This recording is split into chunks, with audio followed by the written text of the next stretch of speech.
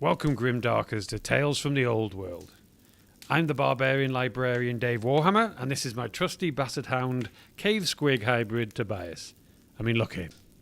So handsome. I honestly don't know how they made that mix. I didn't ask any questions.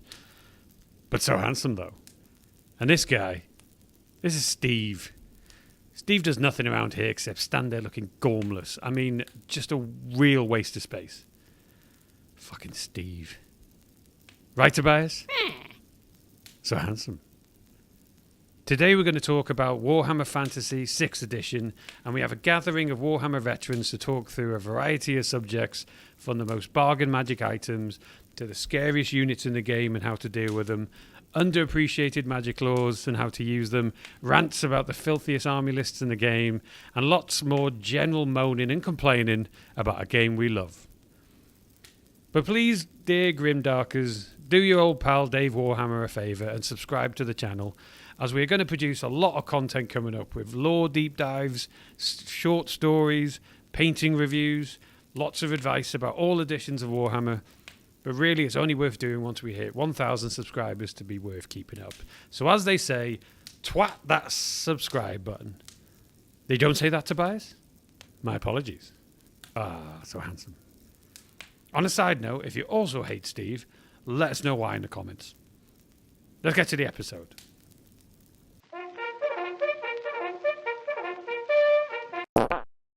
So I'm here with three guys who's been on all of them have been on the podcast before. I'm here with Tom. Say hello, Tom. Hello. Here with Ed. Hello. And here with Matt. Hello. We'll see how we get on. So what we're going to do is we're going to go through, I've got a list of questions, because we're going to try and do something a little bit different on this podcast in terms of there's no wrong answer. It's just our opinions. And I'm assuming this is going to get a weird amount of comments about how full of shit we are and how wrong we are afterwards. But it's all about the opinions. So we're starting off with, what's the biggest bargain magic item? Ed, do you want to start? What would be your pick, mate? Yeah, so as per a Facebook thread that cropped up recently in the Sixth Ed group, my go-to bargain magic item has to be the Enchanted Shield. Yeah. Oh, yeah. Yeah, it's the unsung hero of Warhammer. It's only 10 points. It can be combined with other magic armor. So it's not like, oh, I take this and then I can't have anything else. So you can get some ridiculously good combinations, especially with suits of magic armor that may have a great effect, but when it comes down to the actual armor save, aren't that brilliant. You just whap on an Enchanted Shield and all of a sudden they're good. I mean, +2 armor saves, amazing on anything. Do you always use it? Pretty much every army I take has one, apart from my dwarves who don't need it, has it crowbarred in somewhere. Does anybody have a real problem with that? Or does everybody kind of agree that's a good No, choice? the only problem I have is that I didn't fucking think of it myself. Well, what's yours, Tom, anyway? Bargain magic item, I think Van Horseman Speculum. The thing's amazing. Yeah. It's stunning. It's 25 points of fuck you bloodthirster. That's you know, if you can turn around to 600 points of 3 slots and just go with a little wizard or something, it's great. You know, there's no better feeling in the world when you're coming up against the big bad and you win. I've only managed to get it off once, but didn't it feel fucking amazing? Where it was against a vampire lord, and it was just like a priest of Ulrich had it, and it was not the weakest in the world, but they're not vampire lords. Do you know what I mean? And it was really satisfying. Do you know what I mean? Because they're like, I challenge you. Oh yeah, of course you go on then, mate.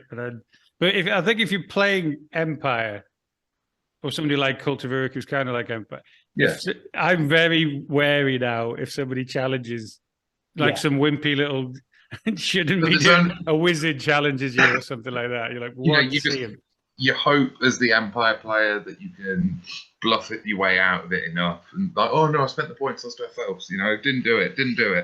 And then if you can manage to get the mind game off, I'm not the biggest fan of gotcha moments, but that one, it's chef's kiss. It's amazing. Yeah, it's knowing your opponent is looking at every single piddly little know-nothing hero in that army going, where is it? Which one of these has it? And the best thing about that magic item is you don't even have to take it to get that effect. Everyone that's a good point. Agreed. Yep. Everyone expects you to definitely. do it anyway. It's like being an Orc and Goblins player and just putting a fanatic on the side of the table. You don't have to put any in your army, but you put one on the side of the table, and then they're immediately on the back foot. Yeah. No, that's a good point actually, because I would never think somebody wouldn't use it if it was an Empire. So yeah, no, that's a good, because it just makes you watch for it. I don't mind gotcha moments as long as it's done in good. What's the word? Good form. Good form. If you're like, fuck you, I've got this. It's more like, I don't mind because I don't know. I don't have a lot of gotcha, but I had the Lizardmen mirror of. What's it called? The Shield of Mirror or something, where if you do a spell on it, it bounces back. The Mirror Pool Shield. Yeah, so like that, somebody did a 2d6 magic missile at me, and I didn't mean to go gotcha, but when I just remembered, oh shit, I've got that thing. Yeah. Do you know what I mean? So I got really excited. But I'm always going to bring that thing now. Do you know what I mean? What about you, Matt? What's your one? Yeah, I did have a think about this because the stuff that I always take that I think is brilliant. Like you've got stuff like the Soul Hunger on Demon Princes to turn them into consistent killing machines, or the Hail of Doom Arrow. But when I thought about it for best bargain magic item, the one that instantly sprung to mind for me was the Rune of Burning. Yeah. Yep.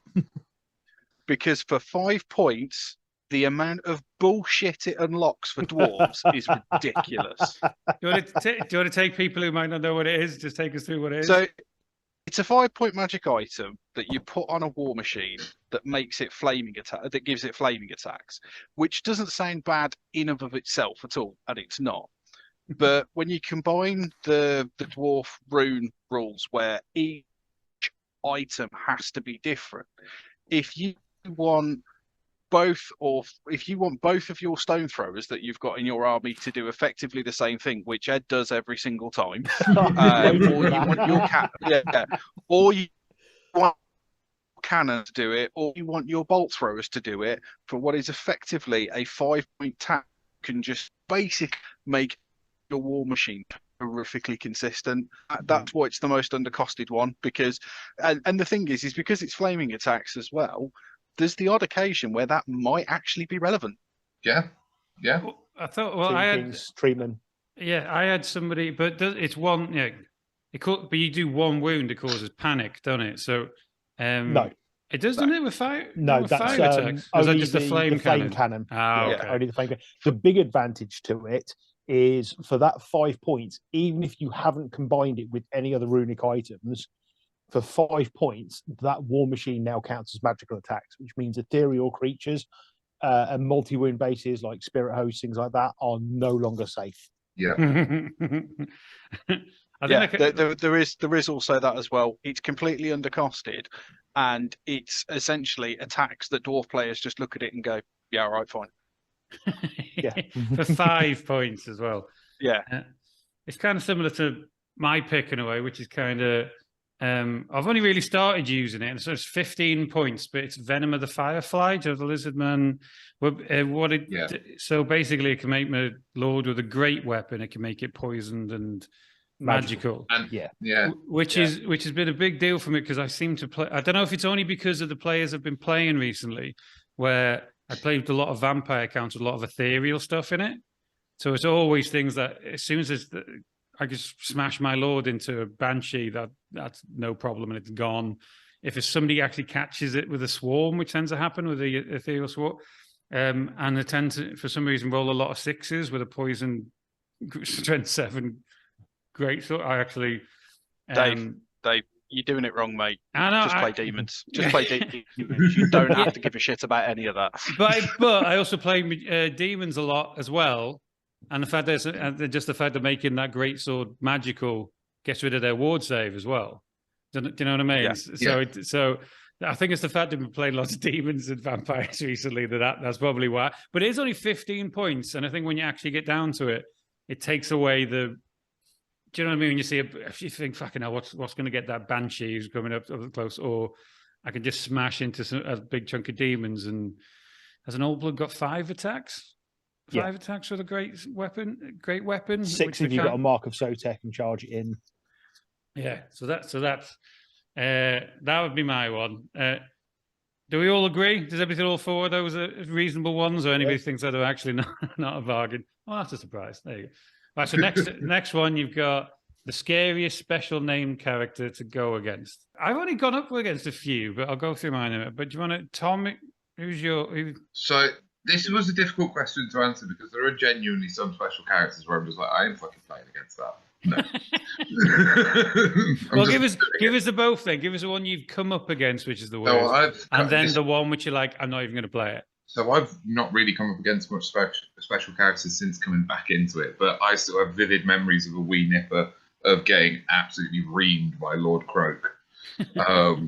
Just reamed by him. And there's so little that you can do against him. Back then I used to play a lot of Blood Dragon vampire counts who aren't very good at magic anyway. And when you've got a dead frog that can just drop tactical nukes, it's not the easiest thing in the world. And then the one which I'm scooping before I even start is Teclis. I'm just not. Get off my choice. Well, I won't elaborate. I'll leave that to Ed. We'll get to it. But why Croak? What's specifically if somebody's not gone up against Croak or doesn't know about him, what kind of things can he do? Can you remember? Well, he has a spell which literally is explode the world. You know, I can't remember the ruination of cities. That's what it is. It's oh god, it's essentially it's like a super comet of Cassandora that can also, if you're playing a siege game, it can just nuke walls in just nuke the walls. It's like you're playing a siege game, you rock up with Lord Croak and go, that's a really nice castle you've got there. It's now no longer there because I've cast one spell. Exactly. It's ridiculous. It's an absolutely not so much all your base are belong to us as all your base are now just dust. And he's actually pretty hard to take out himself as well. Like, unless you get into combat with him, but any astute player is just not going to let that happen. Has he got a better ward save than most? I seem to remember he's got a better ward save, and he's undead in a way as well. I think he's unbreakable. It's been ages. I haven't even got it in front of me. First generation Slan as well. Yeah, he's the most powerful Slan in the game. And so he's got all of those ward abilities. He's an insanely good caster, and he's coming in a massive unit of Temple Guard. So, yeah, that's me. On the plus side, the rest of the army you're facing is 3 skinks. Yeah. Because he's 2,500 points. Go on, Ed. Why Teclis? I would never have thought this, but back in my Games Workshop days, one of the things we used to run on a quiet afternoon on a summer holiday was the Arena of Death with special characters. And 9 times out of 10, the winner would be Teclis. Yeah. Because he's an abject beast. And this includes going up against Archeon. Really? Yeah, because he can cast any remains in play spell, and it remains in play even if he casts something else. Unlimited range on all of his spells, and his insane ability to just generate massive quantities of power dice as well. Isn't he always irresistible force as well? Or something? Yeah, Book of Hoeth, so any double isn't irresistible, I think. Yeah. I'll have to double check if that's the right edition, but it's insane. I was going to say, if you're playing a bigger points game as well, Teclis is a walking Book of Hoeth, then you can also have another Book of Hoeth in the army as well. As if that wasn't bad enough. So he's walking around, and because he knows pretty much anything he wants to know, so you walk around with high magic, he's just walking around on a roll of any double, which, let's face it, if you're throwing 3 dice at something, is a pretty good chance you're going to come off there. I'm just going to turn off that magic item. I'll turn off that magic item over there. I'm going to turn off that magic item. Archeon is now the pedestrian of the end times, walking around in the underpants of the end of the world, because that's all he's got of use to him. Dorgar's a flaming smear on the floor because it's just taken Fury of Cain to the face. At which point, the armor, the crown, the sword have all now been turned off.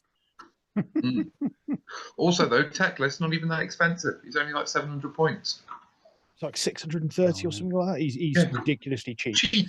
And push comes to shove, if you do manage to nail him down into combat and he hasn't done something weird like walk between worlds because all of a sudden your magic items no longer work, so you can't hit him, he takes his magic potion and he becomes not too bad in combat. What are you, Matt? Did you have a different one? Or Mine was techless, but considering both of us have already said that, because the only nice way to say it is techless is so overpowered, it's not even funny. But there is another one that always irks me massively whenever I play him, and you come across him quite regularly because he's from one of the Storm of Chaos lists, which is Borgut Facebeater.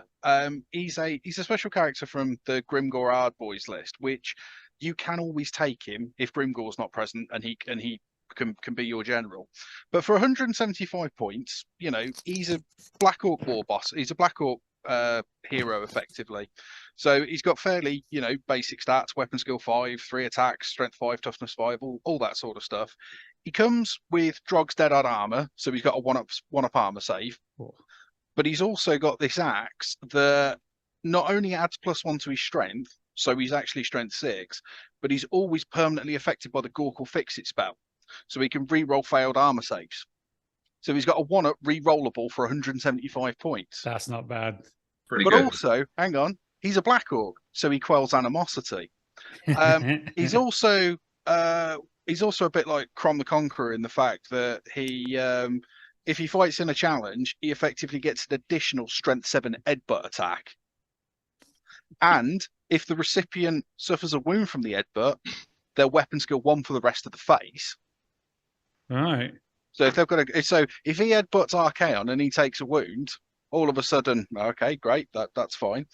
But also, the worst part of his ability for 175 points is that if he's deployed as part of a unit of orcs at the start of the battle, they just become big uns for free.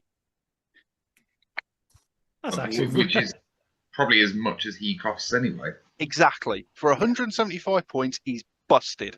And he always, always, always buggers me up because you cannot freaking kill him. Short of a cannonball to the face. That's it. Yeah. What's yours, Dave? Well, I've only gone up out of the top of my head. I was trying to think who I've gone up against, and I've only gone up against Orion, who I never found much of a problem. No, To be honest, Karl Franz wasn't too much of a problem against the Chaos Lord. No. A bit not much is. a bit whack, like a bit of a Out of curiosity, buffed when you face Karl Franz, which weapon did he have? Because that makes a gigantic impact on whether he's good or not. No, he had Galmaraz. But, yeah, Galmaraz. I'm hoping it's not attack first, but I just remember I got him first, and it was like a lord and a unit of chosen, so it's of knights. So it's kind of, we just killed his griffin. Do you know what I mean?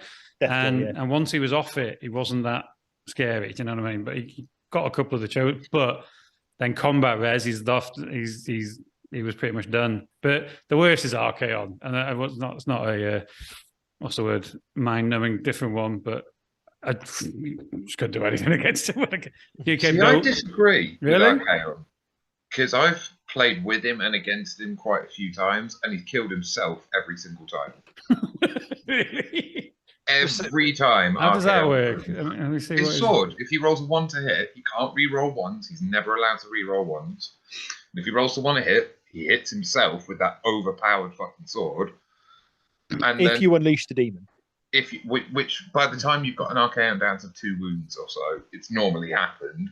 And I'm not saying that Archaon will do all his wounds to himself, but you'll whittle him down to 2, demon pops out, Archaon kills himself. Well, that didn't happen against me. Bloody hell. But also, you just shoot his horse from underneath him. Yeah. And he's a lot, and because he has to be deployed with the Swords of Chaos, doesn't he? Mm. Yeah. You've then got a big block of chosen knights that are now movement 8. So Archaon causes terror in addition with any friendly unit with 6 inches. May re-roll failed break tests. Gets a 3-up ward save. I remember that kept knackering me. I'd get through his head, even though pretty good armor, and I just couldn't get through his ward save.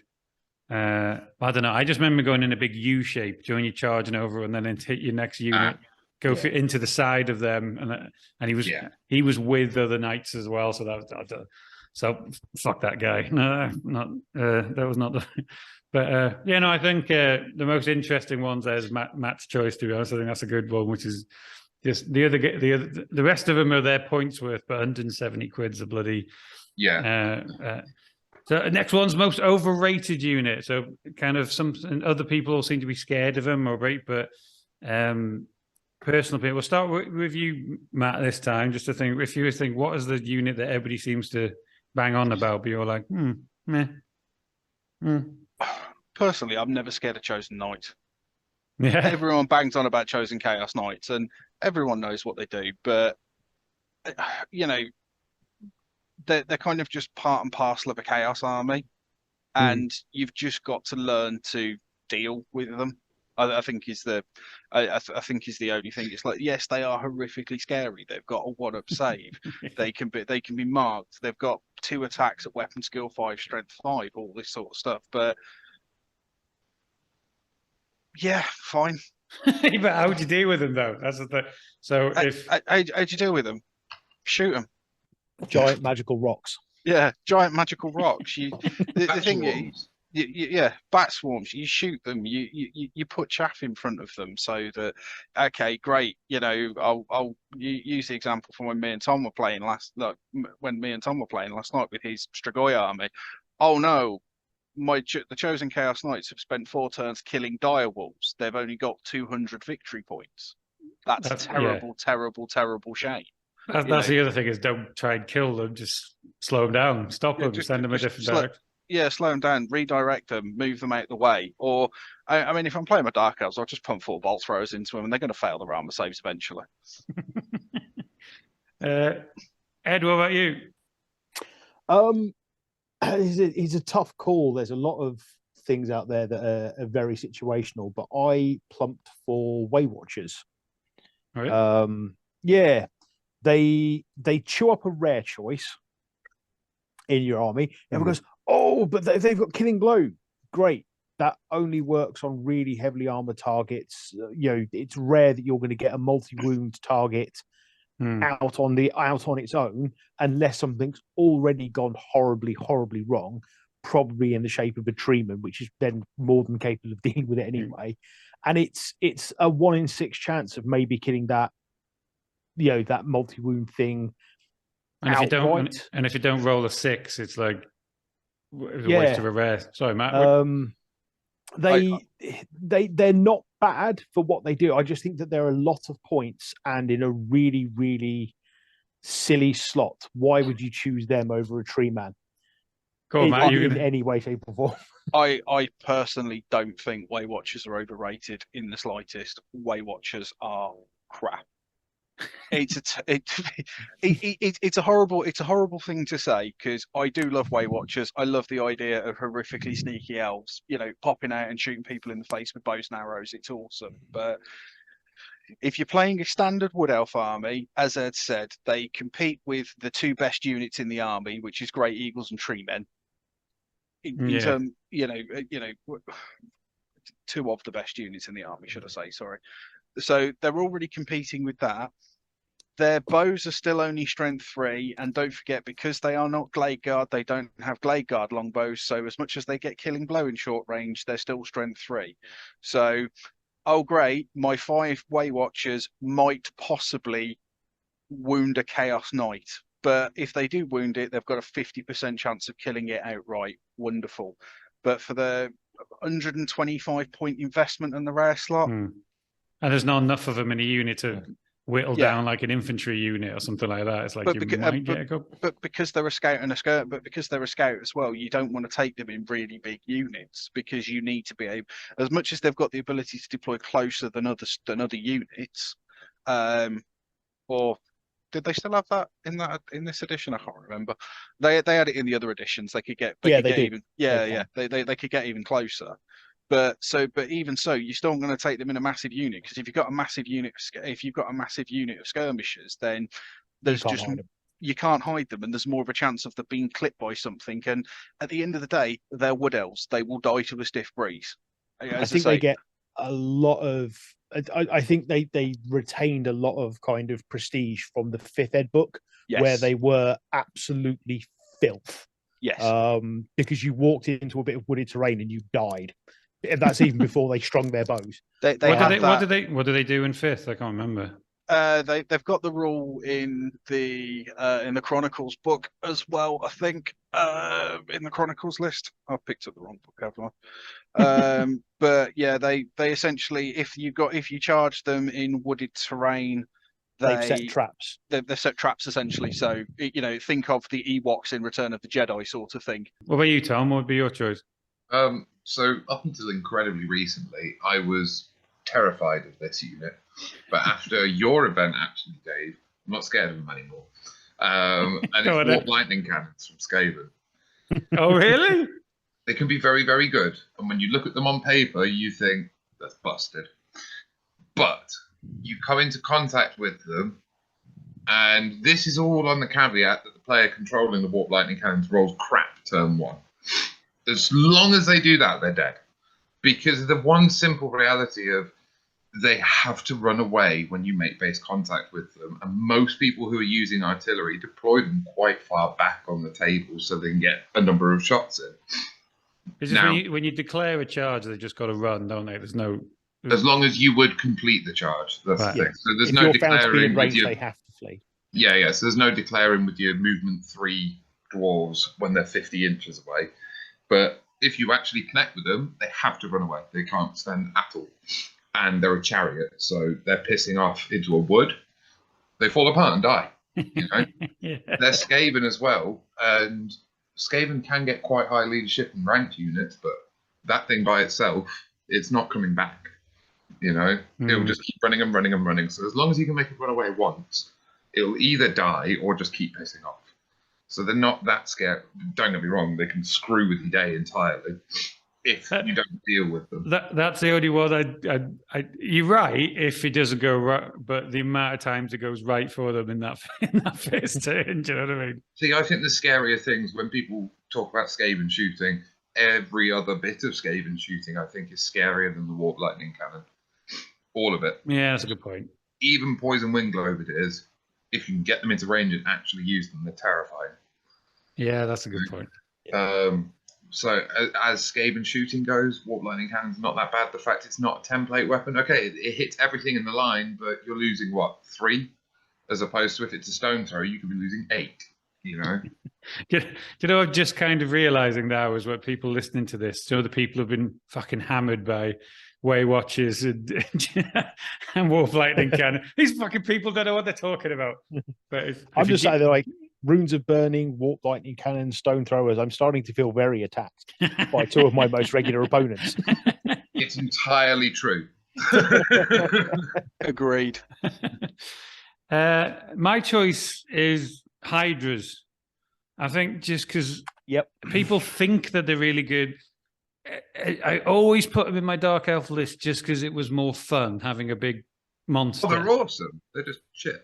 They're just shit. So so they breathe fire, but you never really get a go on the fire because you should, if you're in that distance to them, you should be charging them. Really, do you know what I mean? If it's like a flank or something, you should be charging them.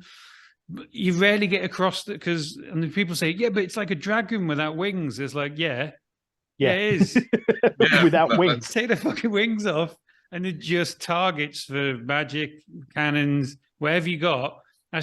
You could argue that that's maybe the good thing about them, that the rest of your Dark Elves might actually survive. But I think Dark Elves are too expensive an army to be using distraction card effects anyway. Yeah, and Hydra's expensive as well. So it's like it's expensive. It doesn't mean... I honestly can't remember. It'll be on one hand where I'd had a game where it was like, oh, the Hydra did all right. And I think that was from when I actually managed to get one breath thing off because somebody put a spell on me so I couldn't move. So it was my only option type thing.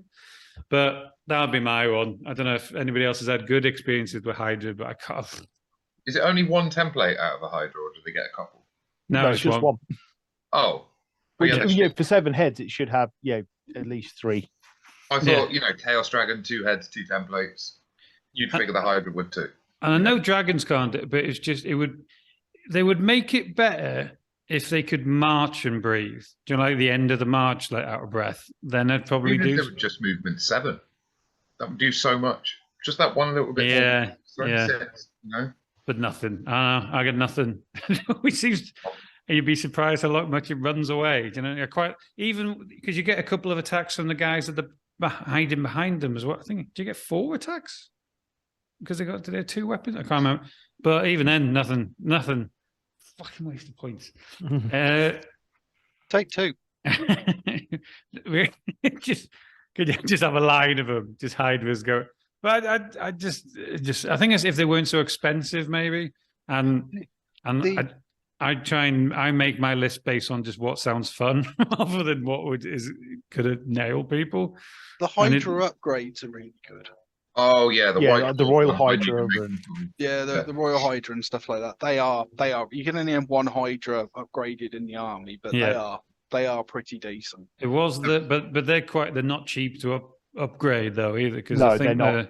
You've made something expensive even more expensive, but a couple of them then just starts to do stuff. Yeah, one of them is I can't remember off the top of my head, but one of them just makes random things. Is like one of them is kind of like makes it tougher, but you roll to see if it either goes for a character or something. Yeah. The only one I did like was, I think it's Chameleon Hydra. Is it the one where it's like -1 to hit it or something, so it's not a large target?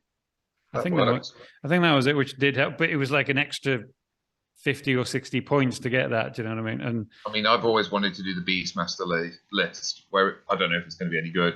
But it's a Lord on a Dragon, a Beastmaster on a Manticore, and 2 Hydras, and then just some stuff to fill out the rest of the points. What you mean the list that the list that I've written? Oh, you did? Well, of course you've written it. Of course you have. Go on. Okay, then. So the most underrated ones now that you don't hear much about, but people should be scared. Matt, what would you say? Nurglings. No, you're not allowed Nurglings because nobody underrates the Nurgle Nurglings. Demon Army is filth. So nobody's ever said Nurglings. They're rubbish. Apart from you 3, everyone always underestimates the Nurglings. They're the first. Because it's the best choice you can make in an army full of suck. That's what it is. Yeah. So they were so they're unbreakable. -1 to hit with a cloud of flies. 5 strength 3, toughness 3, 5 at ward. Cause fear. Yeah. And they're a core unit. Are they a core unit? Oh, yep. Go fuck themselves. But it's you can't have Nurglings. I'm not allowing that one. I'm putting my foot down. I think this is a lesson for anybody listening who fucking underestimates Nurglings. You deserve whatever's going to happen to you, pretty much. Do you know what I mean? My Nurglings have beaten Minotaurs. But they're not like most swarms just hold stuff up. No, the Nurglings will fucking get a couple of nights if you give them some good rolling. Do you know what I mean? And then at one point, they're outnumbered by a fear-causing enemy, somehow win combat and run a unit of knights down. It's bloody hilarious. Yeah, that's happened to me before. What leadership are they? So in terms of when they're going to pop, are they 8 as well in the demon army? 8 in a demon army, 9 in regular hordes of chaos. They're 8. 8, but that's a huge difference. That one, though, isn't it? Do you know what I mean? They're not going to. It's unlikely they're going to pop, really. Another one more seriously, because I had to say Nurglings because we've got to revert to type. But another one that I quite like and I do think is quite underrated is Warhawk Riders. Oh yeah.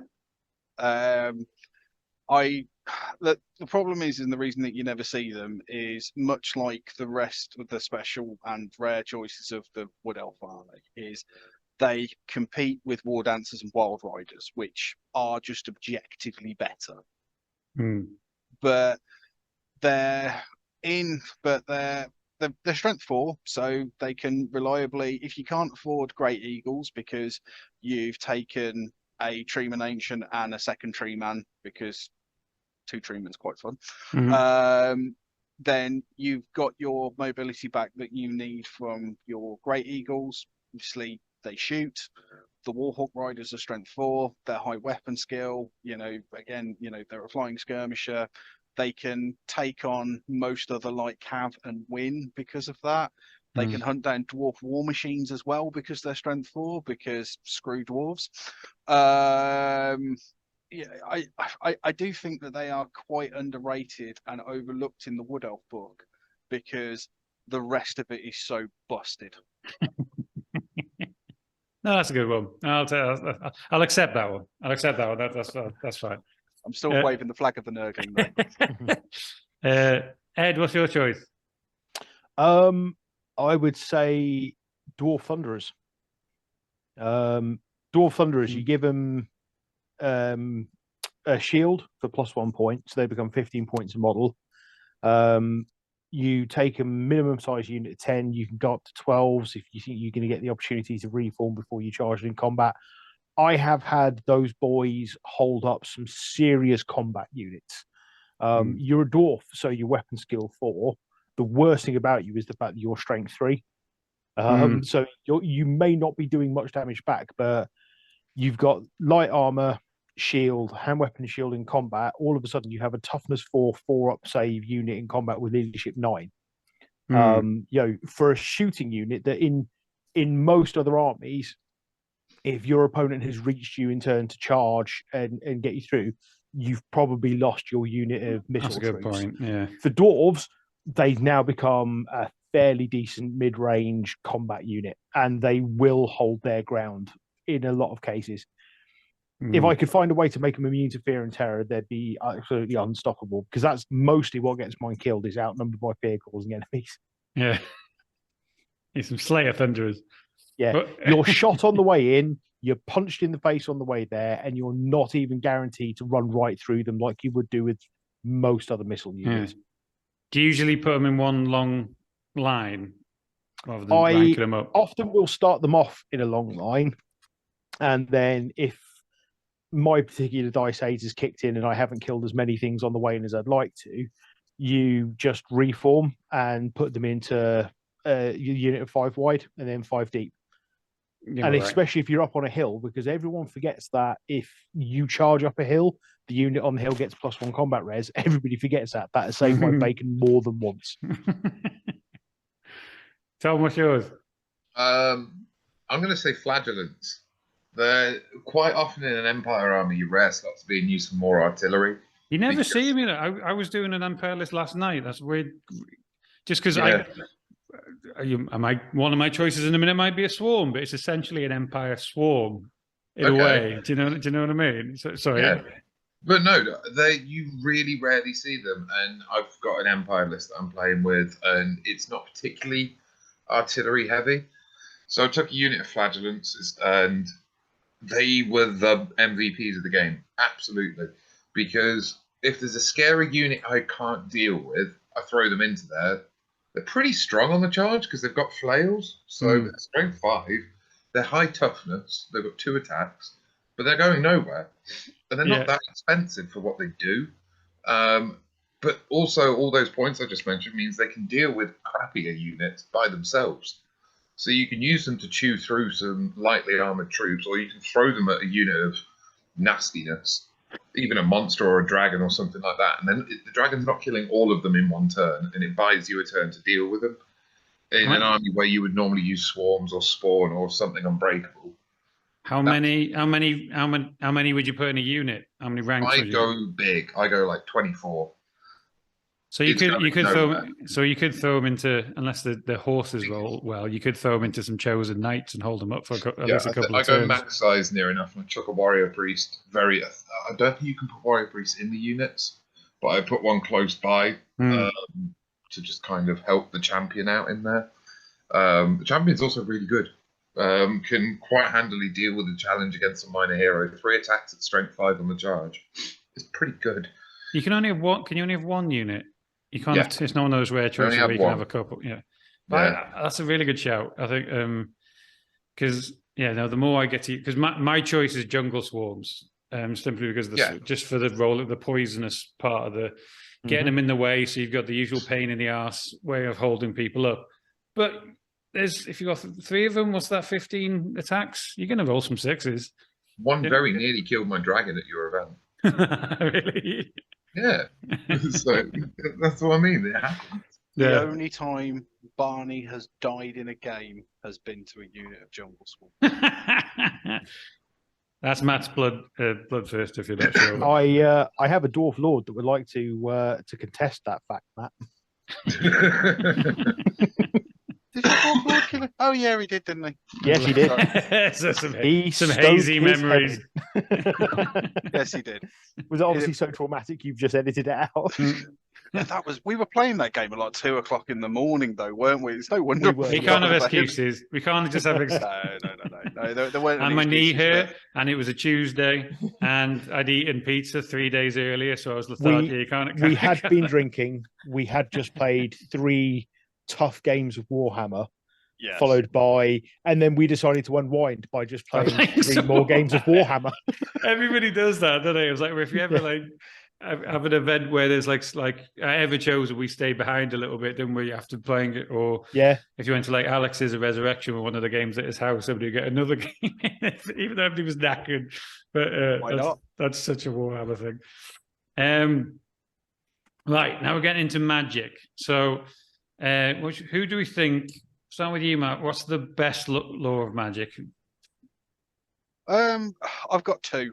And I can't decide between them. The 2 laws that I think are the best are High Magic and Heavens. Oh yeah. Obviously, more races have access to Heavens, so I'll probably pick that one. But Law of Heavens really supports your army very well with Second Sign of them all. Mm-hmm. You've got a decent magic missile for dealing with knights. You've got another decent strength 4 magic missile in the smaller Thunderbolt. You've got, I mean, not many people like the Storm of Kronos, but against swarm armies and like undead that are raising multiple small units of zombies, running in the middle of them and casting Storm of Kronos just means zombies disappear. And let's be honest, you've also got the Comet, so you bring in a tactical nuke as well, just in case. I'd say it definitely would be the best before it was sponged up a little bit, before they put ranges on it. Even after it was updated and ranged, I mean, the fact that it's 24 inches, it's still really, really, really good. Not particularly prohibitive. Yeah, it's not particularly prohibitive because don't forget the thunderbolts don't require line of sight. Line of sight, yeah. So you can sit there quite happily behind a wood and still rain thunderbolts down on people. That's been good for my famous skink priests. Heavens has been pretty good, to be honest. But that's the thing. It's a great toolbox law because, like for High Elves, for example, they always want Second Sign because then they're going to be bringing a lot of chariots. So it guarantees the Tyrannot chariots actually do something because they're not sighted chariots. It gives you more magic missiles than you've already got. Same with Lizardmen. A lot of their shooting is really short range, so it's got some. And also because Lizardmen are quite a movement based army. Also, using the Comet means you can funnel people into where skinks can gun stuff down. Yeah. And all of those same things, like with how Heavens augments the army really well it's playing with. The same applies to High Magic to High Elves as well, because, again, it's just got everything you could possibly want. You're talking about Archaon with his 3 at ward save. Right, balls on making, go away. I'd recommend if you ever play a siege game. I had a siege battle not long ago, and I had Heavens. So it was just kind of, do you know what I mean? They were all bunched up on that wall. I was attacking it. Everybody, all the war machines on that wall, just got, especially if you bring a load of bound stuff as well that they know they've got to save their dice for. A couple of those comments get through, and then everybody starts running. It wasn't even the smash of it; it was more the panic of it afterwards. Exactly, and as I say, the same applies to High Magic as well. You've got a spell that augments all of your shooting. You've got a really, really, really good magic missile in Fury of Cain. You've got Flames of the Phoenix if you need to either deal with a really big horde of something like flagellants, for example, or you need to drain people's power dice by casting it on a unit. So then people are going to naturally want to dispel it off them in their next magic phase if they don't get it off. You've got drain magic to turn off enemy wizards. You've also got War Between Worlds. That's probably maybe the only dud spell, but I think overall those 2 laws are the best. High just because of how it just augments High Elves to the next level essentially, and Heavens just because of how much of a toolbox lore it is, because it's basically got something to deal with every threat you could face in the game. Yeah, no, fair point. No, not bad choices. Ed, what would be yours? Mine would have been Law of Heavens. Definitely on there. So I'll default to my second one, which is the Undead Vampires Law, Law of Necromancy. Again, like Matt says, it's such, yes, it's okay. So it's only the undead get access to it, but such a great law. Your base level spell makes you new units or heals, two of your mainstay units, which is amazing. And if you do have multi-wound creatures, and a lot of people forget that it affects multi-wound creatures, including your characters, you can heal them, which is amazing. You can use it to make your army go faster. You can use it to make your unit strike first. You can use it for rerolls. You've got a really good magic missile in there.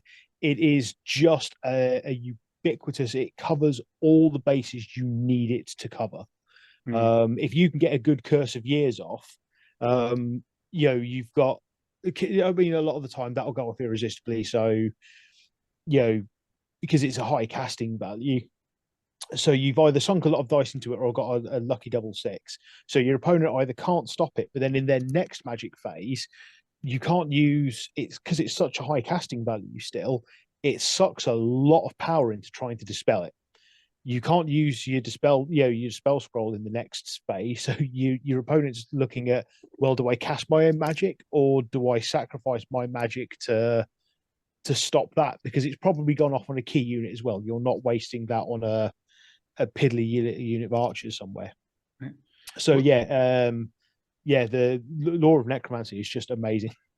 Was that going to be yours, Tom, or is yeah, the vampire player, the guy who has more vampires than anyone has any reasonable use for? Yeah, probably.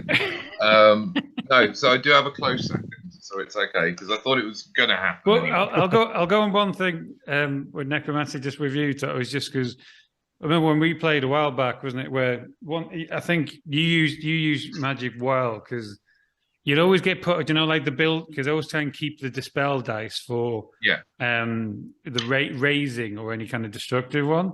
But which is the one that helps you move again to charge? Van Hell's Dance. Yeah, that's the scary spell. That was the one that actually, I'd argue, win you the game. Do you know what I mean? Because it was kind of like keeping dice to stop raising zombies in front of me and stuff like that. That you just would keep getting knights in, wouldn't you, with the dice that hadn't rolled. But yeah, sorry, go on. What was your?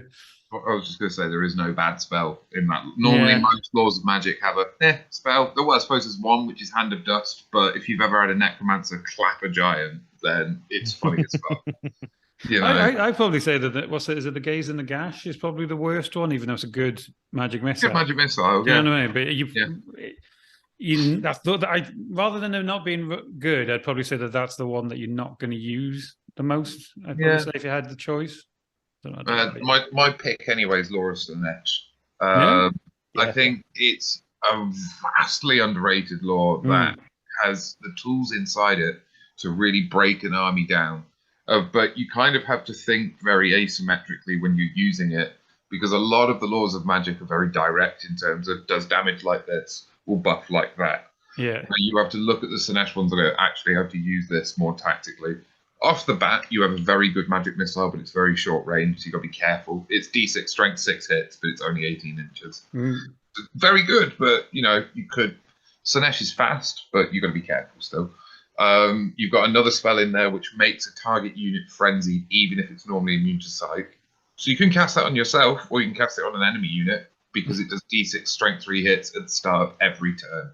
Yeah. So that's and it's not remains in play. It happens, and it's just there until they're beaten in combat. You've got Go for a Walk. That's my favorite. Yeah. I think I've only used, because I think when I was playing with which law to use with the Fimir when they were more of a chaos army. I was trying each of them, and the most fun was a giant's coming my way. I'm just going to make him. No, you can go that way now. Yeah, and knights as well. So you think, but they've got to take 3 turns to Yeah. get back to where they wanted to go. So you're just taking them out of the game. It's like destroying them in a way. It's a I'd like fabulous to spell. officially petition for that to be changed to the name of that spell needs to be changed to James Woods. Ooh, Why? a piece of candy. Ooh, Ooh, a piece of piece of candy. candy. Ooh, a piece of candy. So yeah, you got that. You've got you can make a character inside a unit attack the unit that he's in, which is great. Don't do it against Tomb Kings. It's really lackluster because you're like, yes, and then they just come back next turn. Did that against Ed Tomb Kings once, and I was like, cool. So that's a pointless spell. Wicked. That's just Feeling very attacked. yeah. I was like, oh, Sam, Bob's back. Wicked. But no, it's a really good lore. There's a couple of dud spells in there, nothing too crazy, but it's not reliable by any extent. It's very situational, and you have to really pick your moments when to do stuff. I think that's why I didn't choose it, even though I had a good game with it. It was just that one spell that was working, and you don't want to hope. Do you ever pick a lore and hope that you're going to get one spell? Yeah. And then it's clearly the one that you're never going to get. That's why you take like 4 wizards. If you're going to go Sinesh, go Wizard Coven, because then you're getting a good spell. In fact, didn't that actually happen in our last game, Dave? Yeah. In fact, that's going to lead me into my choice. So, Ed Republic. So I've got. I was struggling with this one because I say there's 3. One I'd argue that Nurgle, because I thought that was actually going to be Matt's choice, just for the 2. But that's more for that one spell which is the one which remains in play, but you can't dispel it. It's not remain in play, but you keep. Is it Pestilence? The one where you lose the point of toughness, but that's it. It's just gone forever. It keeps wounding you every time. No, that's a different one. The Nurgle lore is good, and I'm not denying that it's a bad lore at all.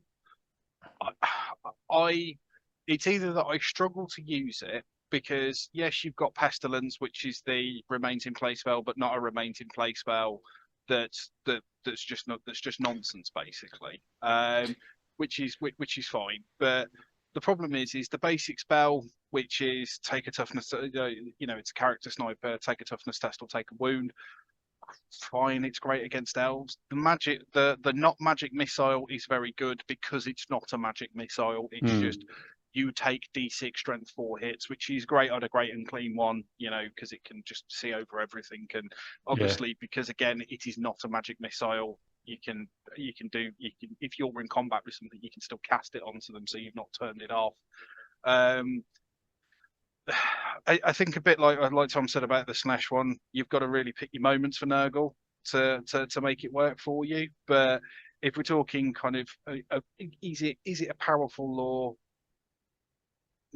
Not really, because it doesn't.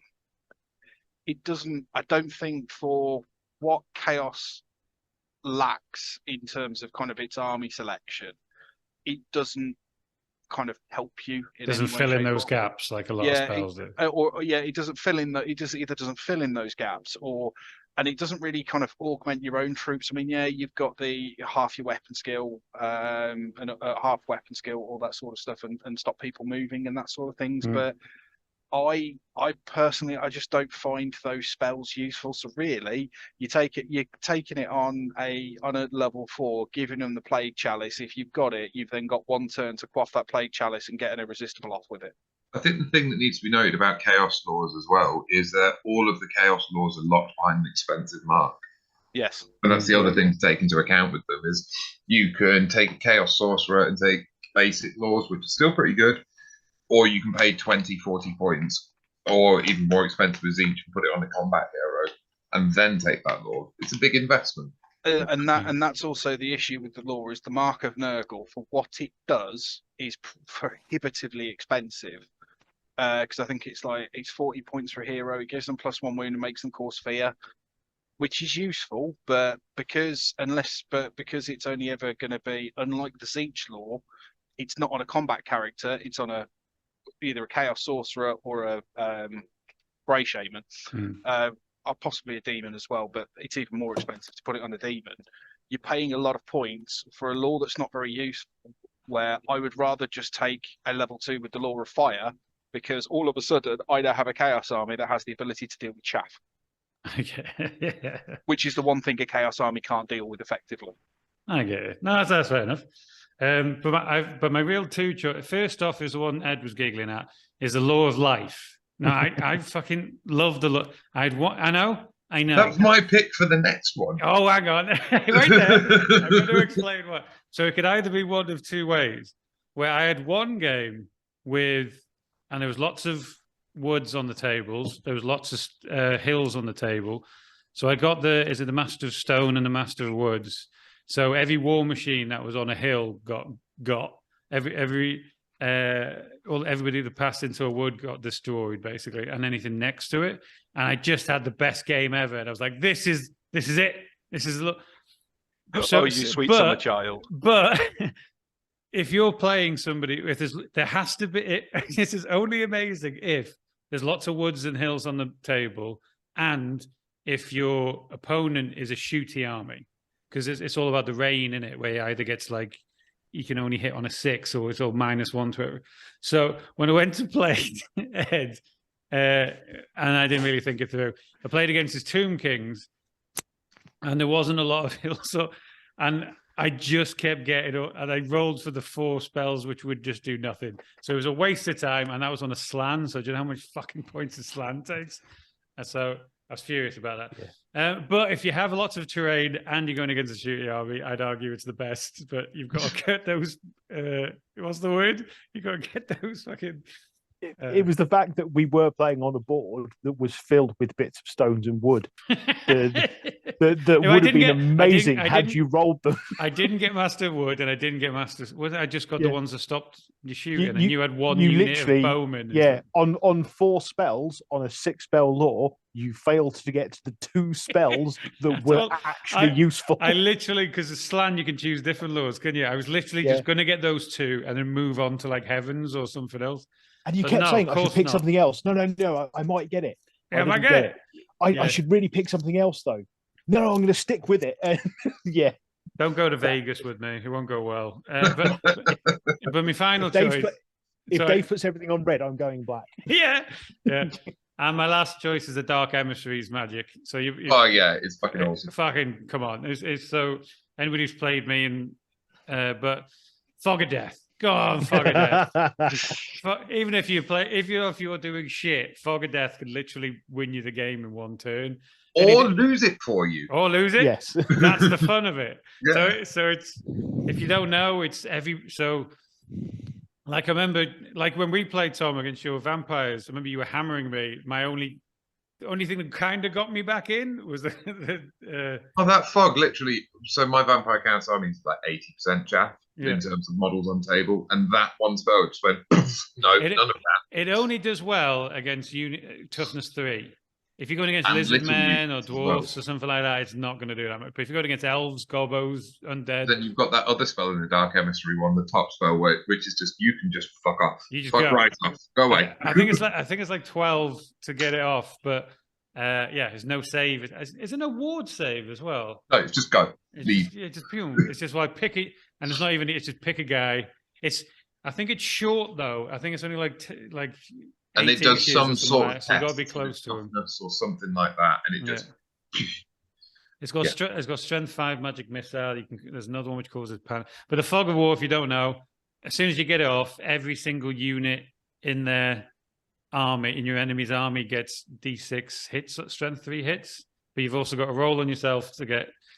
But I think you roll 1 to 3 on each of your units. It happens to you too, which has gone fucking badly. But usually, when you change it to like a chaos army or something like that, where you've got toughness 4, you'll probably be all right. But also, whenever you cast Fog of Death, you will hear Dave scream at the top of his lungs, "Fog of Death!" Fog of Death! No matter where he is. Yeah. Even if he's not in the room, I'll text anybody I know. I'm doing Fog of Death! Yeah, you don't have a spidey sense, Dave. You have a Fog of Death sense. Yeah. It's so exciting and it's the one that it's kind of the self-destruct button, because it's kind of like, fuck it, we're going for it. Yeah. But everybody does hold their dispel dice waiting for it. So you can get all the other good. You can get the other stuff off. and then just give it a go on like 2 dice or something like that. And then if you're a real dick, you get the irresistible force, which I've got a couple of those. Right, so worst law of magic. We'll go with Tom. You go first. Okay, so 2, and the basis behind choosing these is I don't think that you should build your army based on what you're playing on that day. I'm very much it's not quite to the point of Steelmania, but I like having, whenever I write a list, it's an every goer list. Yeah. Now, the law of life and the law of metal rely on your opponents being of specific nature or your board being of specific nature. So don't like them. Law of metal, it's wonderfully fluffy if you're taking a Chaos Dwarf list or something like that, or an Empire list where it's a College of Gnome and you've got a law of metal. It's really cool. But if you're coming up against a Wood Elf army, cool. yeah, it's good against dwarfs. I actually disagree with that. Yeah. Preparing, actually, because Dave sent us this list of questions, I did actually read the 8 laws of magic again because normally I just pick the law of death because I'm lazy. I know what he does. I don't even have. I can roll the dice and I know what spells I've got. I don't even have to look at the book anymore. That because I use it that much because I think it's a good. I don't think it's because it's one of the best ones. Death. It's just you kind of know what you're getting and you'll be. The thing is, whatever you get's going to be all right. Yeah, all rounder, isn't it? It's an all rounder. It's got 2 good magic missiles. Doom and Darkness is really useful, but the only problem with Law of Death is it's very duddy if you're playing against undead. I actually read through the Law of Metal again, and whilst the number 1 spell, and it's not a great law, the number 1 spell is the one that relies on someone having really high armor or anything like that, and the number 2 spell is only relevant if it's war machines or characters. But then when you actually read the rest of them, transmutation of lead is really, really, really good. Yeah. What's that? 24 inches. This effective -1 to hit penalty in close combat, and armor saves suffer a -1 penalty.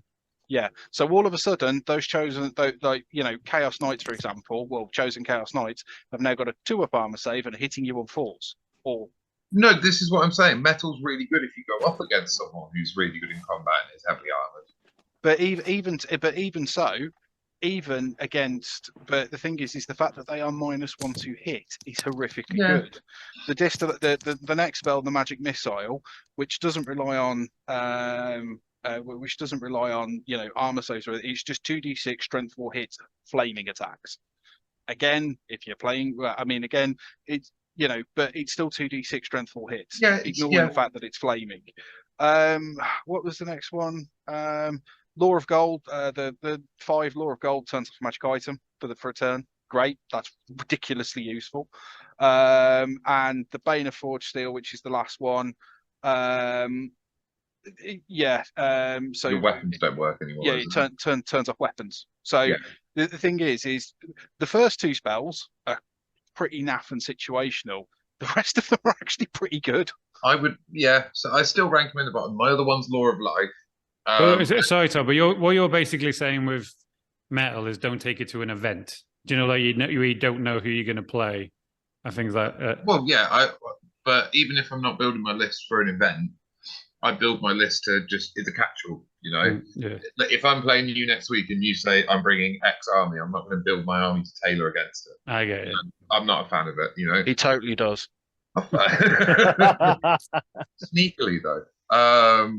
But, Law of Life. I'd like to ask everyone, when's the last time you saw it played on the table? But then Dave literally just said that he played it, so... It worked amazingly twice. Then I played Ed. I've never seen it played. And I haven't chosen it again. Because I can't be asked with it again. I can hold my hand on my heart and I can say I've never ever seen the Law of Life played, and that's why I chose it. I couldn't tell you what it does. I can tell you I chose it simply because it was the only one I had never used. So it was just I'll give it a go. It was just like because rather than an event or something, it was just like a club game at it's a Monday in Manchester. And it just worked great. And just like, fucking hell, this is amazing. Why does everybody not talk about this? And then I played Ed, and it was just like, oh, that's why. That's why. Right. So it all depends on the person you're playing, and the what's it called? The person you're playing and the terrain, isn't it? So there's too many fucking variables. I don't like like I said, I don't like tailoring. I wouldn't turn up on a board and go, "Cool, I'm going to take this law because the board's like that." Like I like to think that if you've got a head cannon, we all like name our little toy soldiers, and you like to think this one's got this magic, and it's always that type of mage, That's yeah. Okay, Ed, what's your choice, mate? Especially as I'm playing the army at the moment, or have been playing the army at the moment, it really kind of pains me to say this, but for me, it's the Tomb King's law, because it's just so. It's really useful in a very underwhelming way.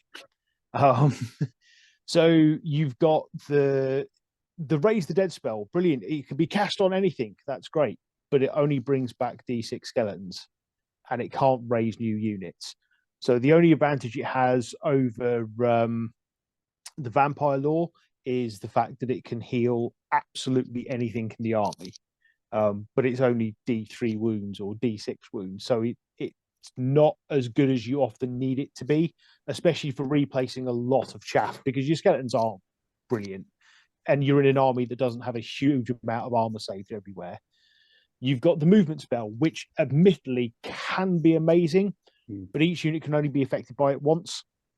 And you're dealing with an army that has very restricted magical orders to do things in and a restricted number of spells. So if you're using moving, it means you're pulling away the ability to heal something if you absolutely need it. It's very much an either-or situation.